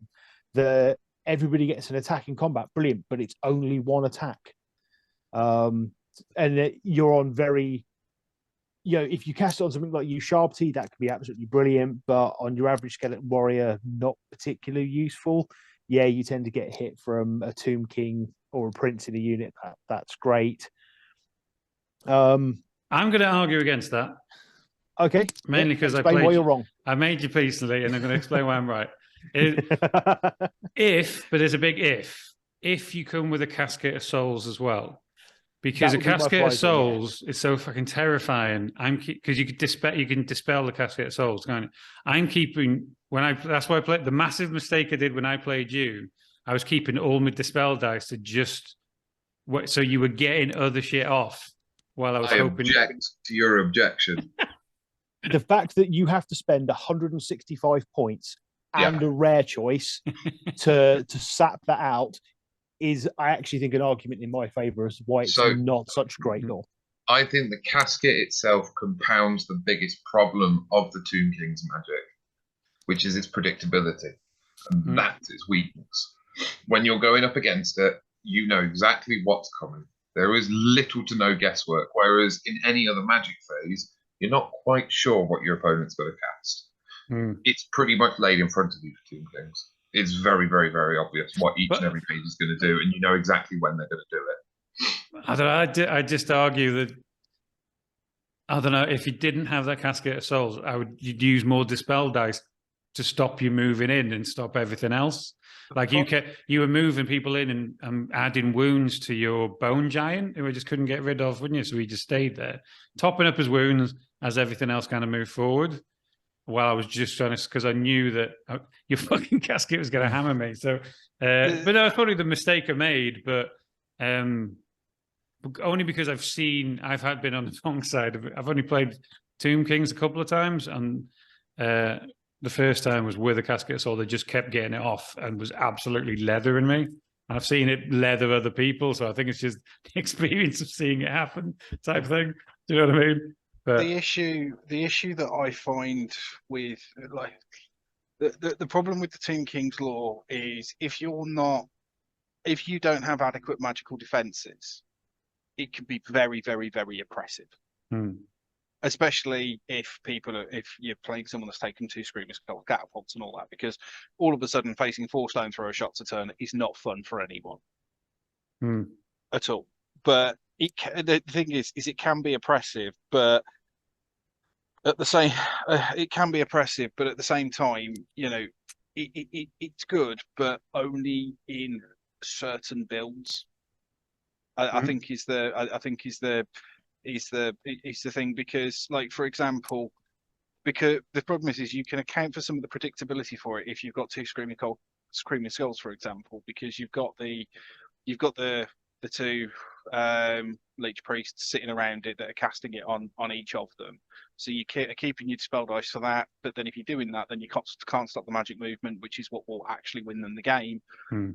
And I think the only problem with the Tomb King's law is if you either A, don't understand how it works, or you're not adequately prepared to deal with it, because there's always something good that you can do with it. I mean, to be fair, Ed, I know you only say it's only D6 skeletons, but half the time, if that brings a rank back, great. Or tips you over the edge to outnumbering, for example. But the problem being is, unless you're taking the high leech priest, which is a lot of points in a law choice gone, you don't often have the spare choice for it. It's a level 1 wizard. You're casting a spell. It's really difficult. I think the other thing, if I'm healing something, I'm not then making something move, or I'm not making something shoot. Yes, I think, but also the point in its favour is that, yes, let's say if you've got the standard Tomb King, Tomb Prince, and 2 leech priests, you're guaranteed to be getting 4 spells off a turn, and that's the thing that is a massive point in its favour, is because it doesn't matter what you roll, that spell's cast. Your opponent's got to do something about it. I've having played them over the last weekend, you do end up in a situations, especially if you've got units in combat, where your Tomb King, because your Tomb Prince and your Tomb King can only do everybody gets a single fight or everybody gets to move. Well, if units that are in combat, they're not moving anywhere. And a lot of people, if it's a unit of skeletons or only one attack from a priest or a king, you go, I'll make them fight again. Okay, yeah, whatever, because I'm saving my dispel dice. Yeah, no, fair point. So yeah, and that's the only reason. It's a series of really good spells, but they require such finesse to use them, and it requires a lot of the time you to have something like a casket that terrifies your opponent into keeping dispel dice back. Yeah, I think it's like a lot in Warhammer, where if somebody's a veteran expert and only played Tomb Kings, they're going to do well, do you know? But if they don't know what they're doing with it, I suppose, then yeah, it can be pretty naff as well. So, but what was your choice, Matt? My choice is the Law of Beasts. No, I like beasts as well. I think it's the only thing where, but if you get a couple of the problem is I read the law, and you read the law, and yes, it's got a magic charge, which is the 6th spell, and that's really good. Magic charges are always great, but unlike Van Hels and the Tomb Kings, whatever that one's called, it's a random charge. It's a random move essentially. So you can't ever guarantee, unless you're 2 inches away from the enemy, you can't ever guarantee actually getting in for that spell. You've got 2 which only affect like cavalry and monsters and that sort of stuff, and it's like, yeah, the number 2 spell of either making cavalry have -1 movement if they pass the leadership test, or effectively go take a walk. But again, it's a leadership based thing, and most knights have really good leadership anyway, so you're not really too bothered about that. I'm not really too bothered about that. The other one, which is making monsters hit on 6s in close combat, I mean, that's great if you cast it on someone that's got a dragon, and I mean, unless it's one of your silly events, Dave, then you don't really see very many people bringing dragons, do you? It's magic missile, and the only like damaging spell it's got in the lore, if for some reason is 2d6 strength 3 hits, where every other level 4 2d6 number 4 2d6 magic missile is strength 4. I mean, I get the fact that it's pigeons coming at you and all that sort of stuff, but even so, the Bear's Anger, I mean, realistically, that is only good on the only wizard I can think of that I'd want to cast it on is a Bray Shaman. Let's be honest, you're not going to cast it on an Empire Wizard, although the fact that I thought on that. Pardon? Bear's Angers can be cast on a champion or a character in the same unit as well. Yeah. So a Bray Shaman and a unit of Beast Herd. Oh, can it? On that. Yeah. It gets ridiculous. You turn the champion of that Beast Herd unit into a minor hero. It's ridiculous. Oh, really? Because it says in here the spell can be cast by the wizard on himself whilst Yeah, he's it got It's errated got- at the same time. Yeah, it got errated. fair enough. That's right. Oh, So I yeah, didn't fucking know that one. Oh, the amount So- of times I've Yeah, used because it. they realised it was pointless. yeah, I mean that's fair enough. But I mean, when I look at the lore overall, realistically, the only spell I want to cast is the Bear's Anger, and generally, I'm only probably going to want to do that in a Beastman army. And I'm pretty sure there's a magic item that means that you always get the Bear's Anger anyway. The Vortooth. Yeah, a good that's point. it. And the Oxen Stand, yeah, that's really useful in a Beastman army to auto rally stuff. But I mean, you know, it's like I go most of the spells, like in terms of kind of for their effect for how many points that you're putting into magic and all that stuff. Most of the spells are just crap. Would have been my second choice. Yeah. Yeah, But- they're not great at all. Well, my choice, I don't know if you probably won't agree with me. It's corn. No. It's Zinch. I think the fact that you get so many dice with Zinch, I just don't like the randomness of the strength of stuff. Yeah. The good spell is, I know Max calls it stop hitting yourself. Do you know, like, so if you can cast Green that fire. spell into a unit of something like great swords or something with great weapons, they're going to do some damage to themselves where everybody in the unit takes a shot each, if you can get it through. But The problem is with Green Fire is it can't be cast on stuff that's immune to psychology as well, which is exactly. So which is they give you a something massive- good and then they kind of take it away when you kind of need. having played with Zinch Demons pretty much exclusively for the Yeah, last what do you couple of think? months, especially against Tom. The Zinch lore is a bit naff. I To think be honest. because you tend to get I think they try and take it, you know, like Zinch tend to get a lot of dice. So I think they try to take away the I think power they did. by giving him kind of like the D6 strength thing's a bit of a pain in the arse. Yeah, Then you get the re-roll, isn't it like a re-roll one, which is kind So- of like second sign, but you've got Red Fire, which is D6 hits at strength D6, which I is hate the one names of them as well. Yeah, they're 'Cause all. I Yeah, always forget which one's which. you've got Orange Fire, which I think should just be renamed Super Saiyan, Mhm. which is effectively the character re-rolls everything. Yeah. Just absolutely re-rolls all hits, wounds, and armor saves and ward saves. It just re-rolls over everything, which is really good on a deep prince. I mean, they try and make up for the magic missiles with the D by having it a range of 30 inches, which is good. And if you obviously it can be great if you roll 5 or 6 for strength, but But the problem is Blue Fire is only 12 inches, which is the bigger magic missile. yeah, and that's the problem. The potentially okay magic missile is only 30 inches. The one that should be good is only 12-inch range. So that means that the guy who's already horrifically expensive that is going to be casting it because it is either a demon prince or a chaos lord or an exalted champion, then also has to be riding a disc as well. So that's another 50-point tax to make that good. yeah. I don't think Indigo Fire. I think the number 5 spell, which is a strength 2 hit and turn stuff into horrors, because it doesn't. Just the strength 2-ness of it is just. The thing is it's strength 2, but it doesn't ignore armor saves. It wouldn't be so bad if it ignored armor saves. It wouldn't be so bad. For the high casting cost that it is as well. And 11 cast on an 11. Yeah, and Violet Fire, the number 6 spell, which is take a leadership test or die. I mean, it's wonderful against goblins. Or vampire thralls. I cast it on one of Tom's vampire thralls last night and popped him into the realm of chaos because they're only leadership 7. But you've got to get in within 6 inches, so you got to get him in the danger zone to try to attempt it and cast on a 12. I mean, the fact that there was 6 change bringers sitting around that vampire as well, meant that if we didn't die to that spell, he was going to get shot in the face.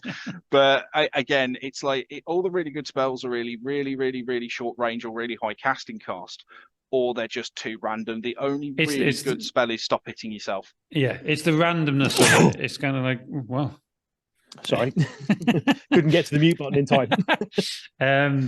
It's the randomness of it. They're actually not bad spells, but it's just when you rely on, you need that one reliable thing, don't you? Do you know what I mean? But all you've got to do for the lore of Zinch is yeah, it's where you roll the irresistible, magic missile. You're like, fantastic! I've got 2d6 hits, brilliant. I've got the double 6 again at strength. Oh, brilliant! It's strength 2. But yeah, no, that was I got a controversial one as well. But is fire? I've never been a fan of fire. I think it all kind of does the same thing in a way. But I think it's only because I started preferring spells which affect my own army rather than destructive ones. But mate, you've not lived until the Dogs of War wizard has cast Flaming Sword of Ruin on himself and a chopped the head off a vampire throw. But isn't that kind of like Bear's? What's the difference between that and Bear's Anger? What do you get with? Is it flaming? You always get on a 2+ with Flaming that's Sword, which is pretty good to be fair. But yeah, again, you ride in right. It's kind of like a Bear's Anger where you've got to ride them in to give it a go. With Flaming Sword, it's one attack, so most wizards are getting 2 attacks. They always hit on a 2, and they've got +3 strength. So I really, really, really like Law of Fire, purely because you know what you're getting. Everything is just D6 strength 4. The only one that I don't really rate for a spell is Conflagration of Doom, because every time I cast that bastard spell, it goes off once, does 1 hit, and then it gets and then it gets stopped. Yeah. Isn't that right, Ed? Yes, it is. Do you know the flaming head one, the one that goes in a long line? Can you do that into units in combat? No, so that would be good if you could. Do you know what I mean? If you could just go straight into a couple of ones, but if you can't, yeah, this is one of those things. You cannot deliberately cast magic into combat or cast offensive magic if you're in combat, unless the spell specifically says you can do. I think that's what me and somebody else got confused one time. Because if you look at the wording, it doesn't actually kind of say that you can't. Do you know what I mean? It's more the wording doesn't say that you can. Yeah, it's one of those. I think it's one of those things where it's kind of split into. Matt and I had this in a game we had a couple of weeks ago, where the rule is kind of split over 2 different sections. So some will specifically say it's a magic missile, which obviously has its own set of rules. But then there's one line in the magic casting that says you can't cast offensive magic. Burning Head is different though, because Burning Head it draws a straight line, doesn't it? No, it's literally you cast it. It's an 18-inch straight line direct from the wizard. You're not targeting it. It's just it goes in a straight line. So you're not, and it's not you're hitting a unit. It's every model that lies under the direct path of Burning Head takes a strength 4 hit. Because I think that was the problem where I think the head was going through a normal unit, and then there was another unit behind it in combat. So you're like, well, that would make sense. But I would say yes because of how it's intended. Because you can't. It's not like say, because what me and Ed were talking about was the horror spell, the one that every model in the unit takes a strength 3 hit, for example. That is a targeted spell. You're saying I want that unit to take strength 3 hits. Now, the annoying thing, or the way that I got confused about that spell was because as well the horrors can still cast that if they are in combat with a unit, but they can only cast it on that unit. And again, because it doesn't specifically say magic missile, because normally what was done is you've essentially. This is one of the good things that 8th edition did, and I know that I'm swearing, was that they gave each spell types. So you had magic missiles, you had direct damage spells as well, and direct damage spells could be cast on things. So like if you're in combat, you could cast dwellers below on something or various other different nonsense. And you've got hexes and I can't remember what the buff ones were called. But no, I would say Burning Head, yes, because you can't direct it at all. It's literally you cast it and it's just a Burning Head flies for 18 inches straight out from the wizard. It's straight out from the wizard as well. So it'd be from the middle of his base directly forward. It's not like a fanatic, you can't even pick a direction that it goes in. Yeah. No, so you think you could do it into combat, is that what you're saying? There's nothing that I think, it's one of those things that are you playing within the spirit of the rules because they didn't. But there was a lot of stuff that they didn't specifically write because they hadn't encountered gamers like Matt at that point. No, but the thing is with it's a bit like the way that I would. I'm trying to think of other spells like it. It's almost like. I'll give you an example that you. It's like Vermintide. If there's something that just moves in a straight line. Yeah, it's just moving in a straight line. It's the same with. It's the same with like Wall of Fire, for example. You pop up a Wall of Fire, and then all of a sudden the units charge and meet in the Wall of Fire. Well, then they're taking the damage from the Wall of Fire, aren't they? Because they're moving over, a Wall of Fire. Okay. Well, look into that. So it's the Next one we got the scariest army to go up against. What would you, Tom? What would be yours? Clan Skyskaven. There's literally no fucking hesitation. Terrifying army to go up against. Second. Yeah. Even especially if it's the back of the book. I think it's like he's getting ganged up on. So what's in the Skyer list? Give everybody a reminder. So you've got, if you're going for the back of the book list, you've got a very good Warlock Engineer. So you can cast spell. What's that spell called? Warp Lightning. Yeah, which you can cast as a 3d6 version as opposed to the 2d6 version. Yeah, I'm just going to refer to Ed for all the rules for this because Ed has a Clan Scryer army. You've also got the lower down versions of them, which wreck face just as nicely. They generate just an unholy amount of power dice between them as well. Then you've got your core. So you've got obligatory clan rats and then lots of obligatory rattling guns. And rattling guns are the bane of everybody's existence. Then you've got Jezzails. In the back of the book list, you've got Warp Lightning Cannons and Specials. Now, I said earlier they're not that scary. 4 of the fuckers are. 4 are terrifying. And then, not that Ed runs 4. Ed doesn't actually run 4. He's not a monster. Come on, give him half a chance. Ed does run 2 Doom Wheels, though, in the rare slot, which are vicious bastards if let loose. But yeah, Clan Scryer, fuck them. But there is a chance with Skaven that they can always hurt themselves. Because that's always the chance. Yeah. You know what I mean? There can be some randomness to them. Because they are the law of Zeech of they are the law of Zeech of the old world. It will either go brilliantly or it just goes horribly wrong. The advantage the law of Zeech has is it doesn't blow up your own army when it goes wrong. I'm sorry. Bullshit. Because I'm sorry, not since I've been back and what have we been playing? Playing 6th edition now for probably another 4 or 5 years now since we've kind of since it's come back. Plus, previously when I played 6th edition, I have never seen a rattling gun go wrong. No. Never once have I seen a rattling gun go wrong. The rules in them are inbuilt so that they don't go wrong. To be fair, I don't care what anyone says. And I'm only to back him up a little bit. When I did play Ed, he did shoot the shit out of himself quite a lot. I think we weren't playing the most competitive game in the world. But clearly Ed was being nice. Clearly Ed was being nice and going, I'm going to roll 5 dice with my rattling gun because that'll be absolutely fine. Instead of going, I'll roll 1 dice. No, I'll roll another one. Yeah, that's good. We've got six auto-hitting strength 5 magical shots now. I think we're good. Oh, is it strength 4? Yes. Sorry. But it's still armor piercing, isn't it? If I remember rightly. Yeah. Still armor piercing. Yeah. So effectively, because it's like, how many points for a rattling gun? 60. 60, right? Okay, so effectively, in a Dark Elf army, I have to pay 100 points for a repeated bolt thrower, and I can have a maximum of 4. Skaven can have as many fucking rattling guns as they want. Yeah, rattling guns suck. Yeah, I mean they're really, really good, but they suck. You know. So is that actually your choice as well, Matt, or is it? Mine is Skaven.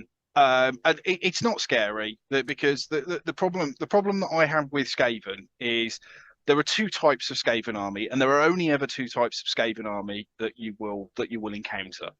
Is you have the nice Skaven armies where everyone has, a bit of everything. They've got some plague monks, they've got some rat ogres, they've got a cannon, they've got some clan rats, they've got a couple of rattling guns, and they've got some wizards and assassins and all that sort of stuff. And the problem is that Skaven army is utter crap. and Ed will back me up on this, isn't it? No, it is. Yeah, it is utter crap. And you pretty much lose every single game with it, but you're having you've got your fluffy list and everything's all good. But then you have the other Skaven army, which is the Skaven army that you see pretty much all the time, which is Warlock Engineers, rattling guns, and Warp Lightning Cannons. And some stuff that makes sure that those three elements of the army don't die whilst they dismantle your army. And this is the problem. Sorry, I'm just laughing at Ed giggling about it. No, he is because and I'm sorry, he is because he knows that me and Tom are right. Yes, Skaven can, and for anyone that is obviously listening to this, I am using air quotes when I say can go wrong, but bullshit, do they ever? And the fact that probably the best spell in the lore, there's only one wizard in the entire book that has to roll for it, which is the Grey Seer. And if he doesn't roll that, oh, that's fine. He'll just start casting Plague at everyone instead. Whilst the other three are just going to sit there because they're going to have the Storm Demon as well on top of that, raining down lightning on you. Like, so all of a sudden they've decided to put the college, the Celestial College from the Empire have all just popped out and gone, let's have a lightning storm. Ed, would you like to I hate Skaven. Ed, would you like to rebuttal that before we get into your choice? Would you like to say how they're actually being over? No, they are terrifying. I can't. I absolutely can't. If you play them, I mean, yeah, if you factor out my dice aids and the of course moments where I will invariably, if I roll a 5 or a 6 on that first rattling gun shot, if I roll that second dice, it's like the other 5 or 6 is just fucking attracted to it, and they will explode left, right, and center. Or you think you're safe with a nice 1 or a 2, it won't shoot, but yeah, guaranteed it'll do that on a key moment where I need it to shoot. The fact that you can take them as a core element to your army. So, why you wouldn't be taking clan rats in your army, because they're so cheap and yet so good for what they can do. Hang on. You have to take them. That's the stupid thing. You have to take clan rats. And at that point, if you have to take clan rats, well, you may as well bring a rattling gun with them as well. Oh, absolutely. Yeah, definitely. No, these guys are absolutely right. In the right hands, right, played in the right way, a Skaven list is a terrifying prospect. What was your actual? Would you say Skaven as well? If you got an actual? No, I did think about that because I knew that 2 of the 4 of us would say Skaven. I knew that was coming. The mean part of me wants to get digging back and say Storm of Chaos Nurgle Demons. But no, vampire counts. I've always found if I see vampire counts deployed on the other side. Really? Purely because in 6th edition Warhammer, psychology is one of the most potent weapons you have. And you have an army that is made of entirely fear-causing enemies, which is amazingly brilliant. It means you don't have to worry about psychology on the other side of things. Everything in your army causes fear, so even if you've got high leadership armies, at some point something will go wrong. A key charge will fail. They've gone there. They can replenish their losses. They can raise new units. They can zip units around faster. With the right builds, bar Lamia, who literally the red-headed stepchild. Has anybody? I've never seen them. Has anybody ever chosen because them? They're pants. Have you chosen one? That? Thematically, they're great, but then all of their abilities target the best. You can take over other heroes. Yeah, you can, but you're dealing with the highest leadership things out there. Even with your -1 to the leadership, most things will go down from a 9 to an 8 or an 8 to a 7 to an average chance. They're not great. Whereas your Necrarchs with their magical abilities, so your Blood Dragons aren't great at casting, but then if you lean into the non-casting armies, like I've seen Tom do with his Strigoi, you can also play that game with your Blood Dragons, and they punch like a ton of bricks. Even Chaos Lords have to think twice about going up against the Blood Dragon Vampire. And Strigoi, yes, they can't take magic items, but if that thing has flying infinite hatred, they don't need it because they will dismantle things. Well, their bloodline is it bloodline powers? Would you call it? Their powers are just cool magic items, if anything, aren't they? That they come with, which is great. When that high elf lord is sat back there, that high elf mage is going to go, "Oh, I'm going to Volza making nothing. I'm going to Volza making nothing." And now there's an angry bat monster jumping up and down on top of my head, pulling my spine out through my anus. I was going to say, Dave, I have seen Strigoi played at some of the resurrection events. Lamia, you mean? Yeah, Lamia, sorry. Yeah. You know, again, it's quite a fun thematic thing, but as Ed said, they are the red-headed stepchild. Yeah, if it was like if there's like a story reason or like a narrative, I'm all for it. But it's like just choosing one. You potentially do it if, say, you were doing a series of battles against the Tomb King army led by the woman that gives everyone poison shots. I can't remember what she's called. That's it. You know, because she controls Lamia now, doesn't she? She kicked all the vampires out. So you've got like that thematic thing to do, but apart from that, Lamia they suck. The back of the book army where you can take the Swain, so you can choose a hero from any other book and throw that into your army. That's quite nifty. It's really funny when you throw an Exalted Demon in. Yeah. My choice was Bretonia. If you got is it the Eritrea? Just if you got nothing but Bretonian knights in the frigging triangle coming towards you, it's not. I think the fact that it's just boring as well. Do you know what I mean? In terms of they're just going to come at you. You're going to get hit by a million knights. I don't know. That's always been my bugbear in Bretonia. If you ever see them, just because their magic's not going to be good. I know that they don't have a ton of artillery. It's just if you just see row after row of triangle unit knights. Here we go, Matt. Well, I think they're great. No, I was just going to say play Noble Demons. It's really funny when Bretonian lances charge you and they go boing. Yeah, from the dwarf player perspective, I just have to weather that first charge. Which chances are I can do. All of a sudden, you're just a bunch of humans in a tin can. From a vampire perspective, oh, what lovely flanks you have. Yes.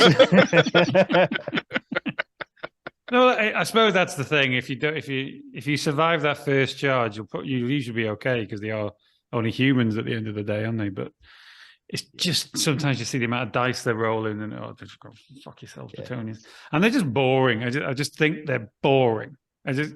Why would you choose it? You know, go fuck yourself, Bretonians. You know how their charges work now, though, don't you, Dave? I do. I also like the fact that we've got to the rant section of the podcast as well. So Tom's mentioned at the point where I was teaching Tom's my fantastic Fen Beast speed bump, which is basically somebody charges one, they kill them, then they hit another one. But I forgot the whole how Bretonia charges work in the triangle. And I don't worry about it. They've got like 5 wounds. Yeah. Yes, they've got. That. Again, I mentioned it in the podcast a bit, but there's one of my favorite photos ever. Somebody's taken a photo of one of resurrection events, but I think it's over somebody's shoulder. There's like a nice photo of just somebody having a photo, and behind me is Tom looking all fucking upset. It's like, well, Dave, why? Why? And I've got my arms up like this to try to explain how. Well, I had this plan, and this was going to happen, and then did you see? Yeah. It can't be my fault. These things happen. Yeah, so anyway, we'll skip the last couple of questions because I've got a little fun. I was going to do a little fun lore quiz really quick to wrap up, but just can I go for my most fun army to play just because I know it's going to. Yeah, no, that's going to be the last question. It's just like it could be for any reason. It could be just because you always batter them because they're just fun to play with. Go on, Matt. What's your? I love playing against Wood Elves. Against them, yeah. I love playing with them, and I love playing against them. They're so much fun to play against. Why against? Not a lot of people say against the Wood Elves. No, you see, the thing is I really love playing against them because you're playing an army that's all about smoke and mirrors. You know, you can't get to grips with it. You can't do this. You can't do that with it.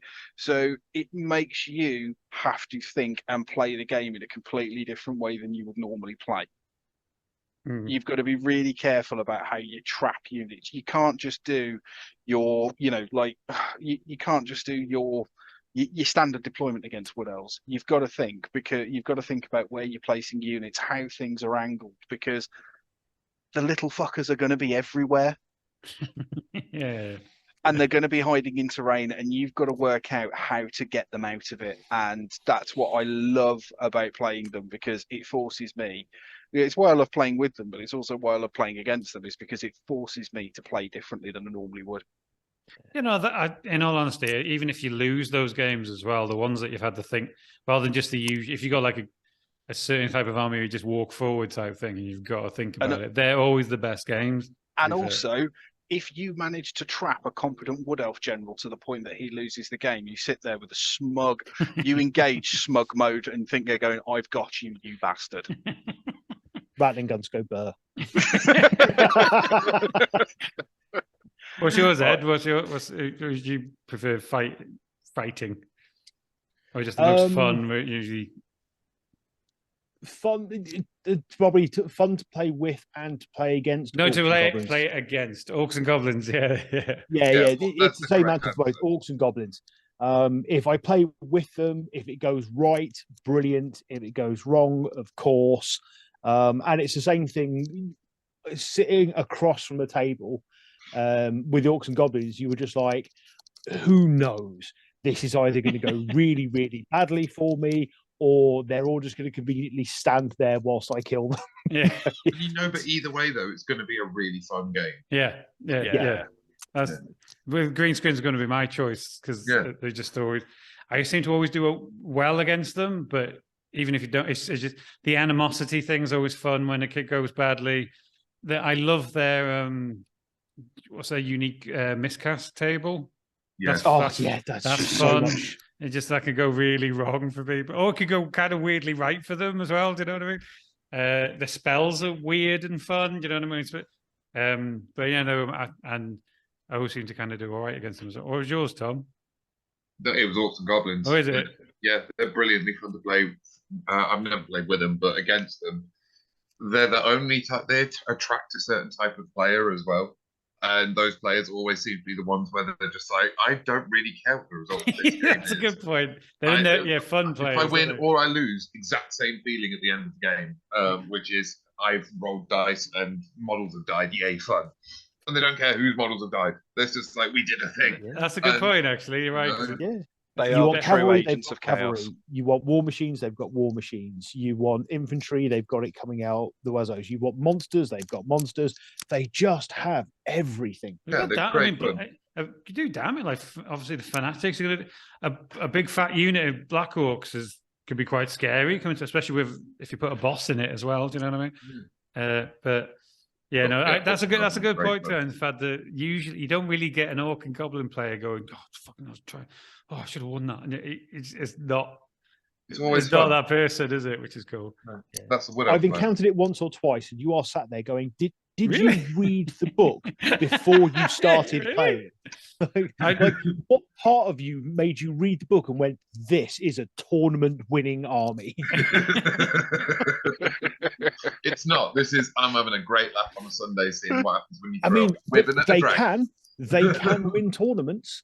They can do well in the hands of a competent general. They can be amazing. There is a lot of them as well, which is I'd always wanted to see. I've never actually seen it, but I've always wanted to see a good greenskin list against should we say an even out Skaven list. Do you know what I mean? And just to see the random. It'd probably take 5 hours to play, but do you know? But do you know what I mean? In terms of just the randomness starts happening and start killing themselves. I always kind of watch that.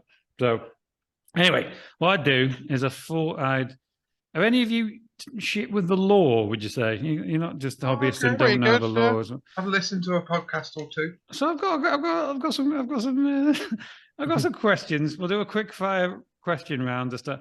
And you know when you're looking at these going, are these really easy? But even if they are easy, it's about who shouts first. Do you know what I mean? So it doesn't matter if they're easy questions. Go in. You've got to shout your name. You don't just shout the answer.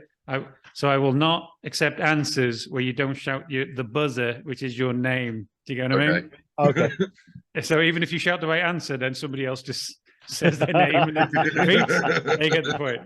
Okay, right. So are we ready? So we'll start with easy ones. What city is Felix Jaeger from? Ed. Is it Altdorf? No. Tom. Middenheim. No, I'm glad we're just guessing. Now. Matt, I want to say Marienburg. Absolutely not. We'll have one more chance to I actually haven't read Gotrek and Felix, so I don't know No. a fucking clue. No. Fucking I hell. read it when I was 12. It's known. No. Yeah. So we'd have got there after the other 12. Yeah. Okay. What is the dwarven city of Slayers called? Oh, Matt. Tom. I think that was Tom. Karak Kadrin. Character Jane. Tom gets the point. There we go. I don't know if this is a deep cut or not. What is Karl Franz's son called? I think it's also his father's name. Motherfucker, I know this. I I've actually listened to a podcast about it because he's in a play or some stupid shit. Yeah. if There he if is. he's in lots of Beast of Velvet and Drachenfels as well. If you No, his last name. doesn't count. Doesn't count. No. I ain't got a Nobody. clue. No idea. It's Leopold. Leopold. Leopold. Who took Boris Todbringer's eye? Matt. It's Matt. Kazrak. The one eye. It is Gazra. There you go. Wash. What is a Fimir matriarch called? Surely you've heard me bang on about Matt. Rape Matt? machine. No, that's what that's what the males are called. Tom is Mirak. Miar. I'll give you that one. It's Mirg. Who is the famous chaos sorcerer that was once the head of the College of Light? Matt. Egrin Van Horseman. It is Egrin Van Horseman. How many? We're not having close. We're just going to keep doing this until somebody has a number. How many rune fangs are there? Ed. Go on, Ed. 12. Oh, he's fucking nailed it. Including the Solend one, which has gone. Who carries the sword of justice?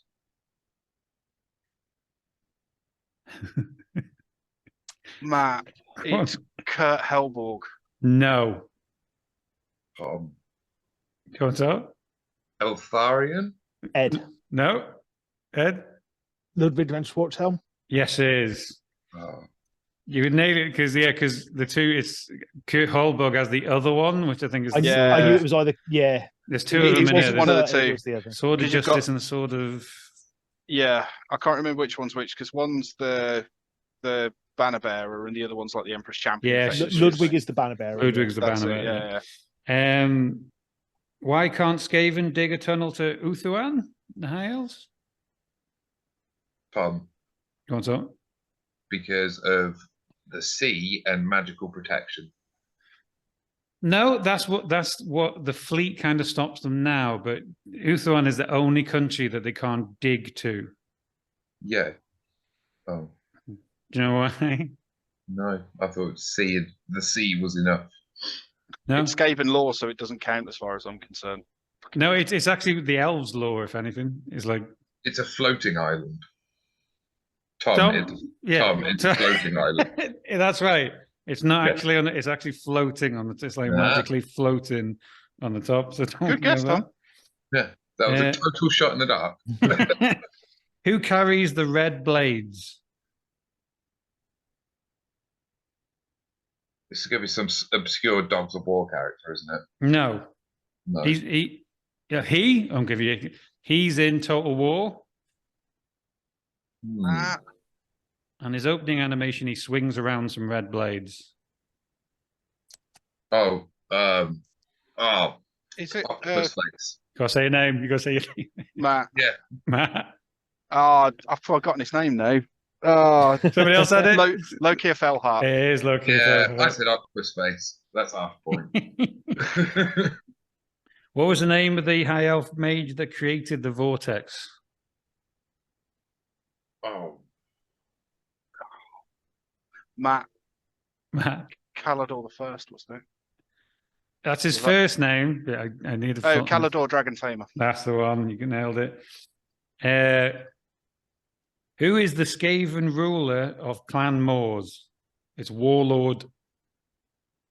Tom. Tom? Quick head taker. No, he works for this guy. Oh, He's like the champion of this guy. Yeah, very few of the Skaven characters are actually the heads of their own households. I can't remember shit. his name. and The only one's Nurglitch, isn't it? That's actually the head of the. He's the head of the Black Pestilence. Yeah. There's Sneak, I think, or something like that, who's the head of Eshin. or is he? Or is Yeah. he? No, that's Oh, Master no Splinter, idea. mate. Splinter, yeah. Is- Splinter from Teenage Ed, Mutant Ninja Turtles. is it Throckmorbeer? No, Go on. it's Warlord Nordwell. Gnord, like G Nordwell. It's Skaven law, so it doesn't count. Okay. What is the dwarven language called? Ed, Ed? Kazalad. Yes, it is. Heads come flying back. Here we go. What is the name of the god that Chaos Dwarfs worship? Matt, Oh. Ed, That's Matt. Hashut. It is. I should. What is the name of the Dark Elf city of Cain, home of the executioners and the witch elves? Matt. I think that was Tom. Rund. No. No, but Matt, it's Hagener. Yes, it is. bastard. What was the name of the Phoenix King that Malekith poisoned? Surely that's like 6 of them. No, What? he poisoned one to then he went into the flames of whatever to become Phoenix King, and he burnt and Yeah, was it Tom? Was it Anor? AE something? was it what? I've just read this. No. It's the guy from Tiranoc. I can't remember his name though. It's Belshazzar. Belshazzar. Yeah. Oh. What is the name of Crocgar's Carnosaur? Matt, Matt? Grimlock. It is Grimlock. Fluffy. This is a tough one. Well, who gave Galmaraz to Sigmar, the person? Matt, Tom. Matt? Snorri Whitebeard. No. Tom. The Tom? king of the dwarves. I'm not wrong. He's right. He is right. Yeah. I don't know if you would have it. Yeah. Ed, you got to... No, his name's gone from my head. It's High King Kurgan Ironbeard. I got the most closest. He did. No, I got the Well done. closest. I had But beard Tom in the narrowed name. it down to a dwarf. No. I The narrowed it. king dwarf. Yeah, There's and not there's only one of them. And excuse me, I narrowed it down to the fact that he had beard in the name. We Thank you can very each have much. half a point. What was Vlad von Karstein's name when he was a Necaharian? Necaharian? Oh, bastard. I listened to this and laying down the law like 3 days ago. So Oh, it's a No. very Necahara type. yeah. No idea. But Some it's Egyptian like a plot bloke. twist when he reveals himself. It's like, oh, it was you the whole time. Yeah. It was like the guy that killed the Gash, wasn't it? With that big plot twist. No, he's Al-Qadisar, the guy who killed Gash. Got Hmm. that. If that's the next question, I automatically get it in forfeit of this one. Because I can't fucking remember this one. It's Vashanesh. What was the name of the blade that killed Nagash? Tom. Ed, Tom? Hellblade. There was the fell blade. What is the name of the sea between the Empire and Norska? Tom. Tom? Sea of Claws. It is the Sea of Claws. And last one, what is the name of Karl Franz's griffin? Tom. Ed. I think that was Tom. I think so. Deathclaw. That's cool. And counting them up, in last place we've got Ed. Sorry about The That's GW all right. for you. that. And then in second place is Tom. And a win Whoa. by 1 point is Matt. Nearly caught the bastard. Nearly got. There you go, a little fun way of ending it. But otherwise, thanks for your That time, was guys. good fun. That was good fun. That so I some enjoyed good, that. good advice as well for people. So hopefully we'll do one of these again. I think it wasn't Absolutely. Surprisingly, we total didn't- shit show, so which is surprising. surprisingly, we didn't bicker too much either. Not which bicker. I was quite impressed, actually. I was more ranting at Leave a everybody comment else. for subjects you'd like us to discuss next time. Hey, Just kiddos. don't get me to talk about Skaven. Fucking rats. No, it's always good to have a bad perspective, isn't it? Well, Yeah. next time we're going to have a 30-minute give the floor to Ed to explain how Skaven are actually No. He's already had honourable the floor. creatures that Bull- deserve. Have we allowed equal amount of time to just call him On, names? on the next Said episode, nothing we'll about discuss Skaven, why. I'm just insulted. Insult him and his family, and it just doesn't. Yeah. Oh, I'm on the sorry, next but no, episode, we'll he's discuss why if you turn up with a Nurgle demon army from Storm of Chaos, you should immediately be unfriended, defriended from Facebook, ejected from the. but also Ed's already had like an hour and a half to be like the Skaven PR. I think Ed was very reserved. To be fair, he just took it. He was nodding and giggling. So, I'm surprised, Tom. I think he's a actually. champion for taking it. I'm surprised in Ed's episode where he was talking about Skaven. Actually, you didn't have the Skaven PR from laying down the law, the Skaven band. Which, if you haven't listened to, on. just wait till we record the dwarf one. dwarves I'm not too bothered about. They're fair.